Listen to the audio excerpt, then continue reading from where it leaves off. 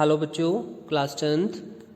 अभी मैंने यहाँ पे कुछ इंपॉर्टेंट क्वेश्चन जो प्रीवियस ईयर के क्वेश्चंस हैं उनके सॉल्यूशन लिए हैं और उनको मैं डिस्कस कर रहा हूँ। आप इनको अपनी कॉपी में नोट कर लेना और अच्छे से कहीं भी कोई डाउट हो तो आप उसमें एक बार वीडियो ज़रूर देख लीजिएगा। अच्छे क्वेश्चन हैं सारे। चलो स्टार्ट करते हैं।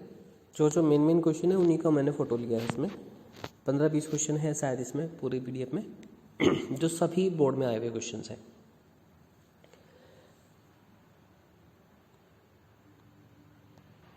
पहला क्वेश्चन देखते हैं। क्वेश्चन नंबर 3 क्या है। Name and define the SI unit of current. बिल्कुल सीधा पता है, एम्पियर होती है। एकदम से 1 मार्क्स में क्वेश्चन है, आधा नंबर मिल जाएगा। Calculate the number of electron that flow through a conductor in 1 second. कितने इलेक्ट्रॉन फ्लो होंगे 1 सेकेंड में। तो आपने यहाँ पे सबसे पहले आपको करंट का फॉर्मूला होना चाहिए I = Q/T। और क्योंकि यहाँ पे नंबर ऑफ इलेक्ट्रॉन पूछा है तो यहाँ पर Q की जगह Ne लगा दे। क्वांटाइजेशन वाला फॉर्मूला पढ़ा था हमने, Ne/T। और फिर यहाँ से आप सोल्व करके ये अपना n निकाल लें तो n आ जाएगा, n = आ जाएगा IT/E। यहाँ पर 1 रख दें, यहाँ पर 1 रख दें, आंसर सोल्व करके आपको मिल जाएगा। E की वैल्यू 1.6 × 10⁻⁻19 कूलम होती है।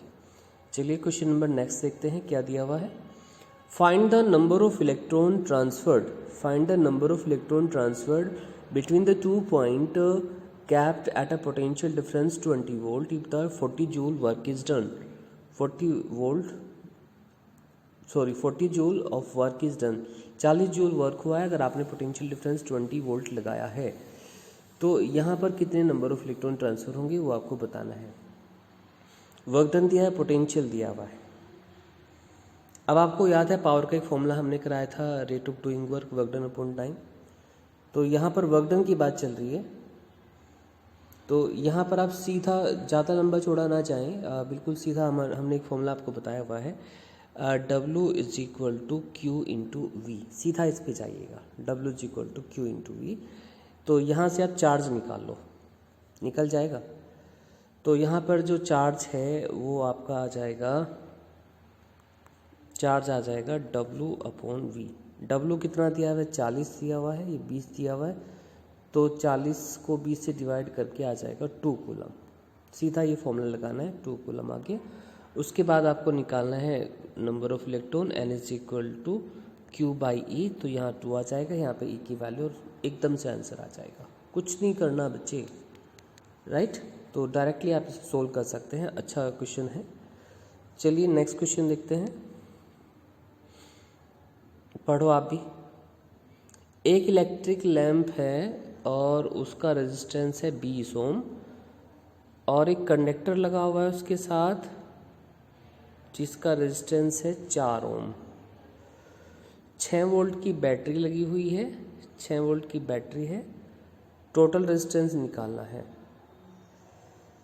तो इस जो लैंप है इसका रेजिस्टेंस तो 20 ओम दे रखा है और आई थिंक ये 4 है, यहाँ पे 5 छपा हुआ है, ये 4 है यहाँ पे 4 ओम और 6 वोल्ट की बैटरी और सर्किट बना दिया ऐसे। तो दोनों सीरीज में दिख रहे हैं। तो 20 + 4 24 तो आगे टोटल रेजिस्टेंस।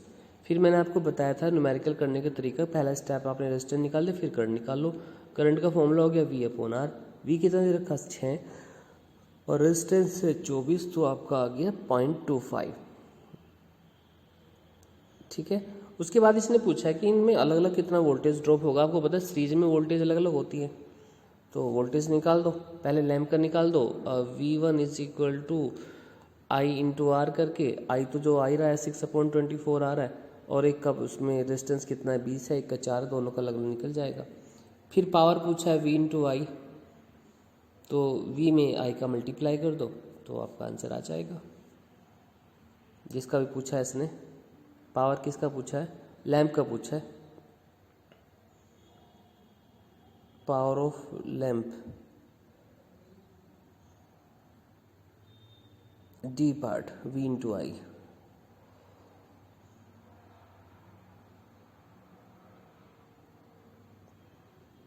नेक्स्ट क्वेश्चन देखिएगा।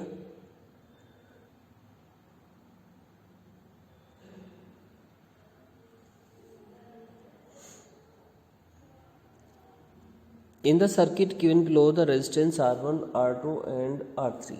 3 रेजिस्टर दे रखे हैं, 10, 20 और 30 का। साफ साफ दिख रहे हैं, तीनों पैरेलल में लगे हुए हैं। पैरेलल में लगे हुए हैं तीनों का वोल्टेज तो 12-12 ही होगा, पैरेलल में वोल्टेज सेम होता है, करंट अलग अलग होता है, अलग अलग करंट निकाल लो।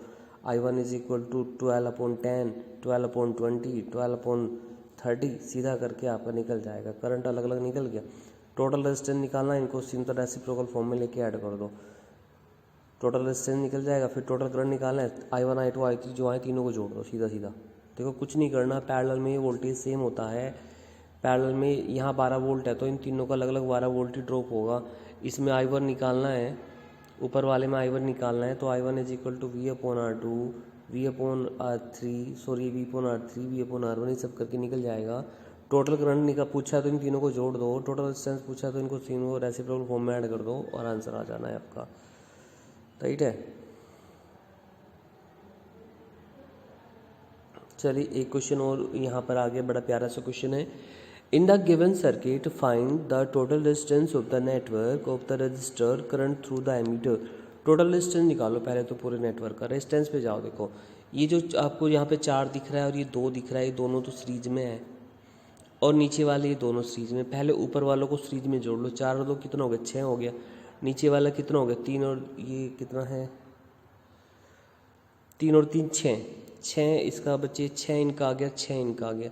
अब ऊपर वाली लाइन का 6 नीचे वाली लाइन का 6, लेकिन ये दोनों अलग अलग पॉइंट पे कनेक्ट हैं तो दोनों पैरेलल में हो गए, तो 1/6 और 1/6 और 2/6 3 आ गया भाई नेट रेजिस्टेंस इसका। पहले इन्हें सीरीज में जोड़ो, फिर इन्हें सीरीज में जोड़ो, जो आंसर आया उन्हें पैरेलल में जोड़ दो। 3 आंसर आ गया इसका, आया कि नहीं आया, आ गया। फिर आपने क्या निकालना है, करंट निकालना है, तो करंट का फॉर्मूला क्या होता है, V/R होता है। V कितना लगा रखा है इसने, 6 लगा रखा, 3 आया, 2 एम्पियर करंट आ गया बोलो आपका, 2 एम्पियर क्या आया, करंट आया। फिर इसने क्या पूछा, पोटेंशियल ड्रॉप अक्रॉस द 3 ओम। अब देखो सबसे आसान तरीका बात क्या है, ऊपर का 6 है और नीचे का भी 6 है, तो करंट यहाँ से 2 गया, तो इसका मतलब 1 एम्पियर ऊपर जाएगा, नीचे आएगा 1 एम्पियर ऊपर, क्योंकि आधा आधा डिवाइड हो जाएगा, रेजिस्टेंस इक्वल है। भाई आधा करंट ऊपर चला गया ऊपर वाली ब्रांच में और आधा वाला करंट नीचे कहाँ रहा, नीचे वाली ब्रांच में, बिकॉज 6 रेजिस्टेंस है। तो इसने पूछा 3 ओम का रेजिस्टेंस एक तो यहाँ पर है और एक ये 4 ओम का, इनमें पोटेंशियल ड्रॉप बताना।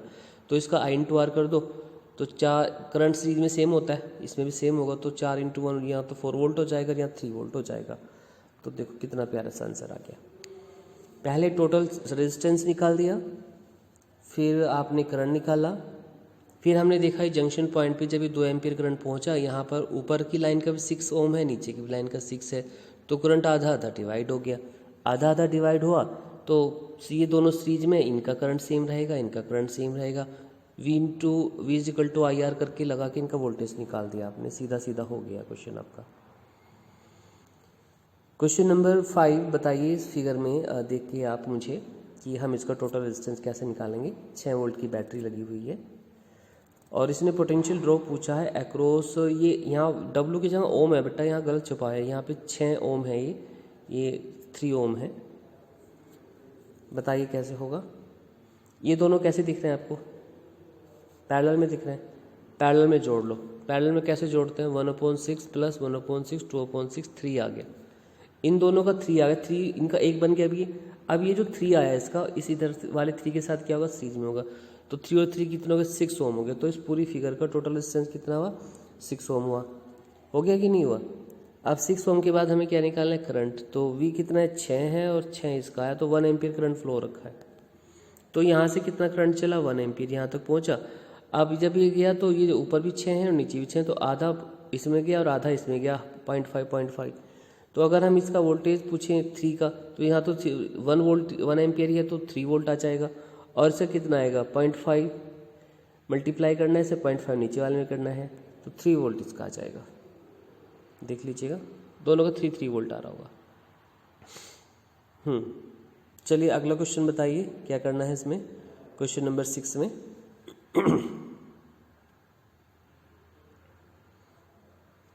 So how would you join 3 resistor? There are 3 resistor of 9 ohm each. Equivalent of the combination of the resistance 13.5 आना चाहिए and 6 ohm आना चाहिए। हमारे पास 9 ओम के 3 रजिस्टर हैं, उनको हम कैसे कनेक्ट करें कि हमारा एक आंसर तो 13.5 आए और एक 6 आए। तो अपने आप ये अरेंजमेंट खुद ही सोचना भाई आपको। तो इसने पहले देखा 2 को तो लगा लिया पैरेलल में, 1 लगा लिया सीरीज में, तो पैरेलल में जोड़ा 9 पैरेलल में जोड़ा आ गया 9/2, उल्टा करना होता है ना, और इसमें जोड़ा ये तो 13.5। तो एक अरेंजमेंट तो सही है बैठता है, बाकी और अरेंजमेंट एक आंसर चाहिए 6, तो हमने अलग अलग तरीके लगा के देखे, नहीं बैठा, ये फिगर सही बैठी। इसमें अगर हम 2 को ऐसे लें सीरीज में और नीचे 1 पैरेलल में लें तो 9 कितना हुआ 18 के साथ जोड़ेंगे जब ये 9 पैरेलल में तो आंसर 6 आएगा। आप करके देख लेना। देखो ऐसे थोड़े से कंसेप्चुअल क्वेश्चन ही आपको थोड़ा सा नॉलेज को इनहेंस करेंगे बेटा, और कुछ नहीं होने वाला है। 7वां question, Joule's law of heating effect H=I²RT।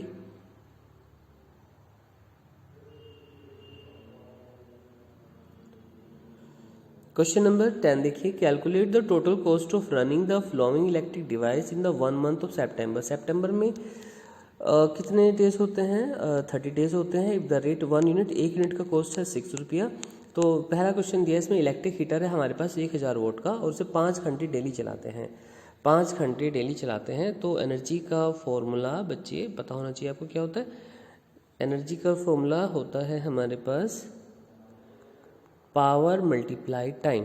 Power कितनी? 1000 वोट है और उसे 5 घंटे चलाते हैं, तो 1000 को पहले आप किलोवाट में बदलो सीधा, तो 1 किलोवाट हो गया, तो ये आ गया 1 × 5, तो ये आ गया 5 kWh, 5 किलोवाट आवर आ गया। हम इसको लिख सकते हैं 5 यूनिट। तो 5 यूनिट तो खर्च होगी भाई आपका हीटर का एक दिन में। अब क्या दिया हुआ आपके पास? रेफ्रिजरेटर दिया हुआ, तो इनको साइड में लिख लेना कि भाई 5 यूनिट आ गई हमारी रेफ्रिजरेटर का, इसका सॉरी हीटर का। अब रेफ्रिजरेटर कितने? 400 वाट का, इसको डिवाइड करो 1000 से तो कितना होगा? 0.4 10 घंटे रोज चला रहे, तो 0.4 और 10 ये हो गया सीधा आपका 4 हो गया। 0.4 × 10, 4 यूनिट आपकी रेफ्रिजरेटर में। टोटल यूनिट कितना खर्चा हो गया? 9 यूनिट का खर्चा हो गया भाई। और दिन कितने हैं आपके पास? 30 हैं। एक दिन में तो 9 लग रही हैं, तो 270 यूनिट खर्च हो रही एक महीने में। और 1 यूनिट का कॉस्ट कितना है? 6 रुपया, तो 6 से मल्टीप्लाई कर दो, 1620 रुपये का बिल आ गया। एक बार दोबारा से देखें, इसने कहा भाई आपके पास 1000 वोट का एक हीटर है, 5 घंटे रोज चलाते हो, तो 1000 वाट को पहले आप किलोवाट में बदल लो, 1 किलोवाट हो गया। तो आपका इलेक्ट्रिक हीटर में जो यूनिट खर्च होगी 1 × टाइम, तो मतलब 5 यूनिट खर्च होगी। फिर आया रेफ्रिजरेटर, रेफ्रिजरेटर है 400 वाट का, 400 को डिवाइड किया 1000 से 0.4, 10 घंटे रोज चलाएं तो 0.4 10, 4 यूनिट खर्च होगी, दोनों के साथ जोड़ लो, 9 यूनिट खर्च हुई दोनों की मिला के एक दिन में। सितंबर के महीने में टोटल कितनी यूनिट खर्च हुई? अगर 30 दिन लगातार ऐसी रूटीन को फॉलो किया तो 270, और 1 यूनिट की कॉस्ट 6 रुपये है, तो 1620 का बिल आ गया। इस तरह से हमारे इलेक्ट्रीशियन जो हैं ये बिजली वाले हमें बिल भेजते हैं बना के। हमारे घर पे जो मीटर लगे होते हैं किलोवाट आवर लिखा रहता है उन पे, और 1 किलोवाट आवर जो है ना बच्चे 1 यूनिट के इक्वल होगा। बुक से मत करना, जैसे मैं बता रहा हूँ डायरेक्ट ही कर देना आप इसको ऐसे। चलिए बताइए अगला क्वेश्चन में फिगर लिया है मैंने यहाँ पर, इसका टोटल रेजिस्टेंस हम कैसे निकालेंगे। अगर ये जो पॉइंट M है और ये पॉइंट N है, इसके बीच में यहाँ पर कोई पोटेंशियल डिफरेंस लगा हुआ, कोई बैटरी लगी हुई है, तो टोटल रेजिस्टेंस निकालना है। तो एक काम करेंगे, पहले आप R3 को और R4 को दोनों को पैरेलल में जोड़ लेंगे। दोनों को पैरेलल में ऐड करने के बाद एक रेजिस्टेंस आ जाएगा, मान लिया वो R' आ गया, तो यहाँ बना लेंगे R', और फिर इस वाले को और इस वाले को, जो ये आंसर आएगा तीनों को आप सीरीज में जोड़ देंगे, तीनों को आप सीरीज में ऐड कर देंगे। चलिए नेक्स्ट देखते हैं।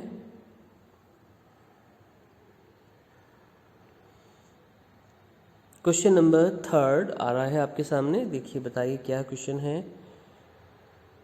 ऐसा सही क्वेश्चन है जैसे अभी थोड़ी देर पहले हमने किया। इलेक्ट्रिक बल्ब का रेटेड मतलब उसकी मार्क्ड जो पावर है वो 100 वोट है और 200 वोल्ट सप्लाई लेता है। What is the resistance? तो रेजिस्टेंस हमारे पास एक फॉर्मूला होता है P = V²/R, तो R = हो जाएगा V²/P। डायरेक्ट आप यहाँ से निकाल के रेजिस्टेंस आ जाएगा इसका। चलिए आगे देखते हैं। Calculate the energy consumed by the 3 such bulb. 3 bulb हैं आपके पास 100 वाट के, तो 100 वाट के 3 बल्ब हो, कितना पावर हुआ टोटल? 300 वाट हो गया। 300 वाट हो गया और उसको 10 घंटे आप रोज चलाते, नवंबर के मंथ में 10 घंटे रोज चलाते हैं, तो पावर हुआ आपका 3 बल्ब का 300 वाट, तो डिवाइड किया 1000 से, तो पावर आ गया आपका 0.3। और कितने घंटे चलाते हैं? 10 घंटे, तो एनर्जी का फॉर्मूला हो गया 0.3 मल्टीप्लाई 10 मतलब 3 यूनिट खर्च हो गया आपका। कितना खर्च हुआ? 3 यूनिट एक दिन में। और नवंबर में कितने दिन होते हैं? 30 होते हैं। तो टोटल यूनिट हो गया 90 यूनिट का खर्चा हुआ भाई। कितने का हुआ बेटा? 90, क्योंकि 3 तो एक दिन में जा रही हैं। और एक यूनिट का कॉस्ट कितना है? 6 रुपये 50 पैसे है। तो 90 में 6 रुपये 50 पैसे से मल्टीप्लाई कर दें तो आपका आंसर आ जाएगा। That's it. अब भाई इसका सॉल्यूशन मत देखना कभी आप इसमें उलझ जाए, मेरी आपसे रिक्वेस्ट है जैसे बताया वैसे ही सोल्व करना प्लीज़। 3 बल्ब हैं, एक बल्ब 100 वाट का है, 300 वाट हो गया। 300 को डिवाइड करो 1000 से, 0.3 आ गया। 0.3 को मल्टीप्लाई करो 10 में, फिर करो नवंबर में पूरा 30 दिन से, और फिर उसको 6.50 से मल्टीप्लाई करके आंसर आ जाएगा।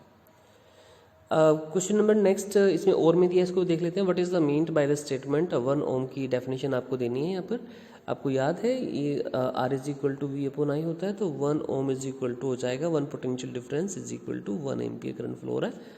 अगर वोल्ट मीटर में रीडिंग पोटेंशियल डिफरेंस 1 आ रहा है तो करंट कितना हो रहा होगा? 1 एम्पियर, इनका रेशियो। उसके बाद क्वेश्चन दिया हुआ है बच्चे यहाँ पर next one, define the electric power in the right an expression for the relating electric power potential difference. बिल्कुल आसान, P is equal to V into I यहाँ पर आंसर इसका होगा। चलिए आगे देखते हैं। क्वेश्चन सी पार्ट में क्या दिया हुआ है?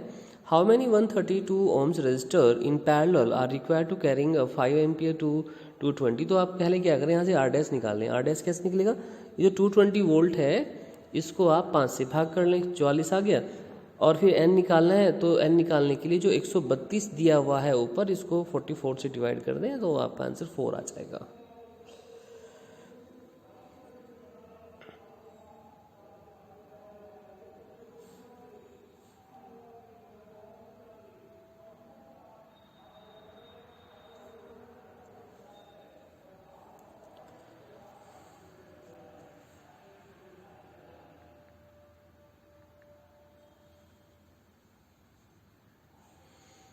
चलिए देखते हैं आगे। 3 resistor R1 R2 R3 are connected in parallel combination. Derive करनी है, सुटेबल डायग्राम बनाना है। 3 रजिस्टर लेने पैरेलल में और उसमें equivalent resistance 1/R1 plus 1/R2 plus 1/R3 prove करना है। बस ये हम तो क्वेश्चन के लिए आए हुए न्यूमेरिकल के लिए, वो देखते हैं।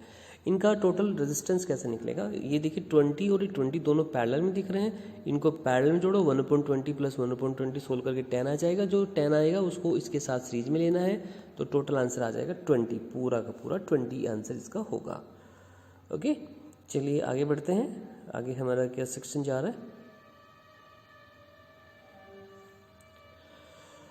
सो my dear student, next question जा रहा है हमारे पास 7th।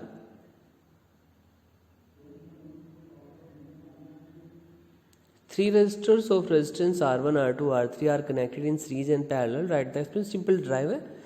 अगला क्वेश्चन देखते हैं हम, तो हमारा क्या मतलब है। ये तो ड्राइव करनी है, वो आपको मैंने बोर्ड पे कराया तो ड्राइव कर लेना। 2 आइडेंटिकल रेजिस्टर हैं, 12 ohm 12 ohm each, connected in battery 3 volt. और ये the ratio of the power consumed by the combination of the minimum resistance और मैक्सिमम। देखो यहाँ टर्निंग पॉइंट आ गया। ये मिनिमम 12 ओम के 2 रेजिस्टर हैं। मैक्सिमम रेजिस्टेंस कब होता है? जब हम इनको सीरीज में जोड़ते हैं, सीधा से जुड़ जाता है। और मिनिमम कब होता है? जब हम इनको पैरेलल में जोड़ते हैं। तो आप एक काम करो, एक बार तो जोड़ो इनको, मिनिमम रेजिस्टेंस के लिए पैरेलल में 6 आ जाएगा, ठीक है। एक बार जोड़ो इनको मैक्सिमम के लिए सीरीज में, और फिर इनका अलग अलग पावर निकाल लो। पावर का फॉर्मूला V²/R, V²/R। एक में V² से V² कट जाएगा, तो सीधा लगा लेना यहाँ पर। जो पावर है वो R के इन्वर्सली प्रोपोर्शनल है। तो power minimum upon power maximum is equal to R maximum upon R minimum, 4:1। क्या बेहतरीन क्वेश्चन दिया हुआ है बच्चे, ध्यान से देखिएगा।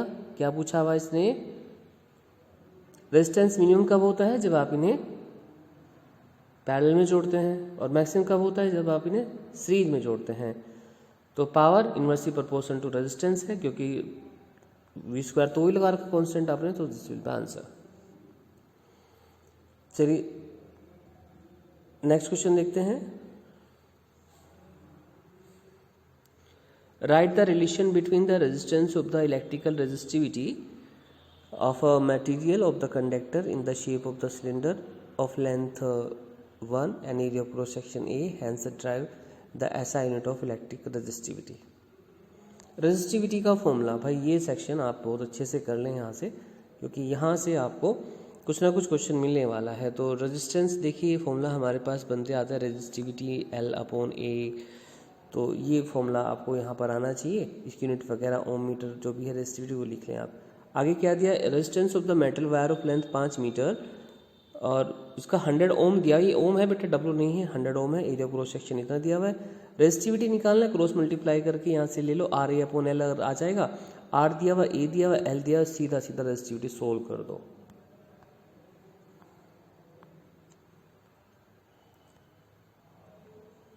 देखिए यहाँ पर हमने क्या क्वेश्चन लिया हुआ है, सिर्फ आपको समझाने के लिए ही लिया हुआ है। When the two resistors of resistance R1 and R2 are connected in parallel, R1 and R2 connected in parallel, the net resistance is 3 ohm। मतलब जब हम उन्हें पैरेलल में लगाते हैं तो नेट 3 आता है दो रेजिस्टर को, और अगर हम उन्हें सीरीज में लगाते हैं तो नेट 16 आता है। मतलब R1 प्लस R2 कितना आता है, 16 आता है। और पैरेलल में ऊपर का है ये कितना आता है, 1/3 या 3 आता है। देखिए बिल्कुल ऐसे दिया हुआ है, ऐसे जोड़िएगा आप इनको, पैरेलल में जोड़ा, देखो ऐसे, पहले ऐसे लिखते हैं 1/RP is equal to 1/R1 plus 1/R2। So यहाँ पर देखिए रिजल्टेंट ये होते हैं, यहाँ पर 3 लिखेंगे आप, तो जब इसको सोल्व करेंगे उल्टा कर देंगे तो ये आ जाएगा। और सीरीज में जोड़ा कितना आ गया, 16 आ गया। ये दो इक्वेशन हो गई, इक्वेशन फर्स्ट। अब आपके पास एलिमिनेशन मेथड है, मैथ में सीखा होगा आपने, इनका क्रॉस मल्टीप्लाई करके ऐसे और सोल्व करके आपको R1 R2 निकालना है। मतलब एक तो 12 है और एक 4 है 12 और 4 को अगर आप सीरीज में जोड़ें 16 आएगा, और उनको पैरेलल में जोड़ें तो 3 आ जाएगा। तो ये इस तरह से क्वेश्चन सोल्व करना है, थोड़ा सा मैथ्स लगाना है आपको यहाँ पे अपना। देखिए ये क्वेश्चन क्या कहता है आपको बताइए, एक पैसेज दिया हुआ है यहाँ पर, ये जो W छपे है ना इसमें मिसप्रिंट हो रहा है, सारे ओम हैं बच्चों, ये रेजिस्टेंस हैं। तो ये 8 वोल्ट है, 4 ओम है, ये 8 ओम है, ये 8 ओम है, इनको जोड़ा पैरेलल में कितना आ जाएगा, 4 आ जाएगा, 4 और 4 आ जाएगा 8। ठीक है, उसके बाद इफेक्टिव रेजिस्टेंस निकल गया। करंट पूछा है, करंट सब दोनों में सेम ही रहने वाला है, इसमें तो सेम ही रहेगा। IG इक्वल टू V/R करके निकाल लो, फिर पावर निकाल लो। इसमें एमीटर की रीडिंग दोनों सेम रहेंगे क्योंकि पूरा सिस्टम सीरीज में है।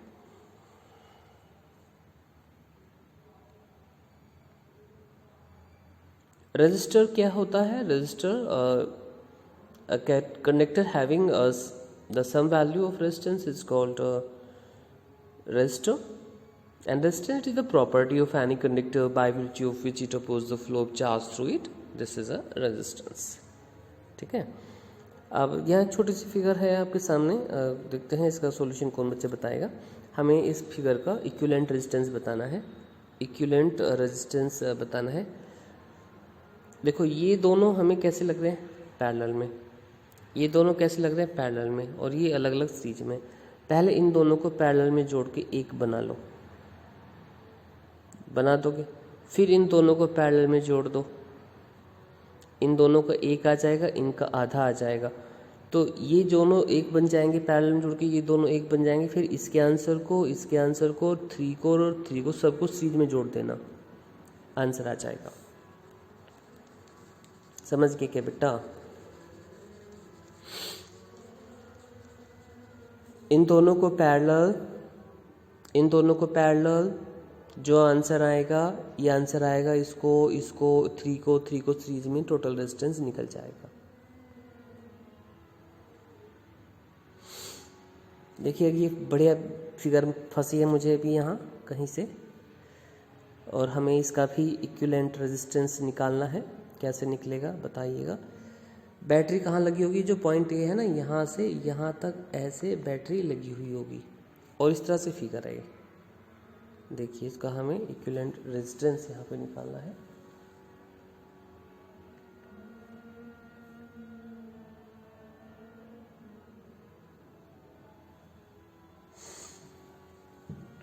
देखो कैसे निकालोगे, मैं तरीका बताता हूँ। पहले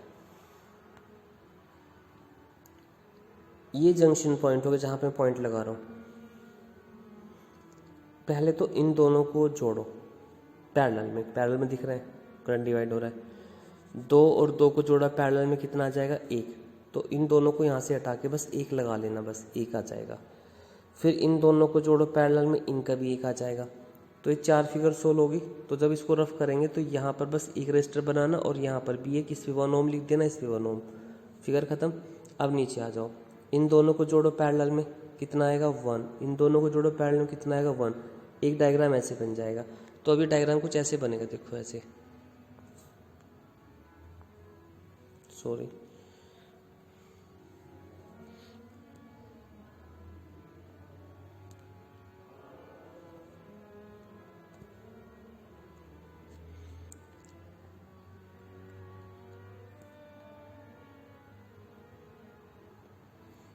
इसका 1 आ गया, इसका 1 आ गया, इसका 1 आ गया और इसका 1 आ गया। आ गया, इस तरह हो जाएगा ना सोल्व करके। अब क्योंकि जंक्शन पॉइंट तो यहीं पर लगा हुआ है, करंट यहाँ पे आ रहा है, करंट अभी भी डिवाइड हो रहा है, तो इनमें दोनों में तो सेम रहेगा, इनमें नीचे वालों में सेम रहेगा। तो अब इन दोनों को जोड़ लो सीरीज में, कितना हो गया 2 हो गया, और इन दोनों को जोड़ा कितना 2 हो गया। तो ये जो 2 आया और ये 2 आया, इनको फिर जोड़ो पैरेलल में, तो कितना आया 1 आंसर आया। फाइनली इस फिगर का आंसर 1 होगा।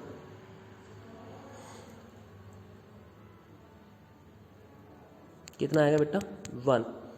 तो ये इम्पोर्टेंट क्वेश्चन थे। फाइनली अब ये सारे पूरे हो गए और मैंने कुछ आपको न्यूमेरिकल वैसे भेजे हैं पीडीएफ में, आप उन्हें भी सोल्व कर लेंगे। इस वीडियो को 2 बार अब सीक्वेंस में देख लेना, बस ये हमेशा के लिए न्यूमेरिकल पक्के, और नोटबुक में कर लेना इनको, सारे टेंशन खत्म आपकी। बाकी कोई क्वेश्चन हो तो आप मुझे सेंड कर सकते हो, मैं भेज रहा हूँ रोज़ आपको मैसेज, आपको क्वेश्चन आ ही नहीं रहे हैं। तो बच्चों ये 15 पेज हैं आपके, 15 क्वेश्चन से ज़्यादा ही होंगे, तो इनको आप सोल्व कर लें और फिर हम नेक्स्ट लेसन स्टार्ट करते हैं नेक्स्ट टर्न से। Okay, thank you.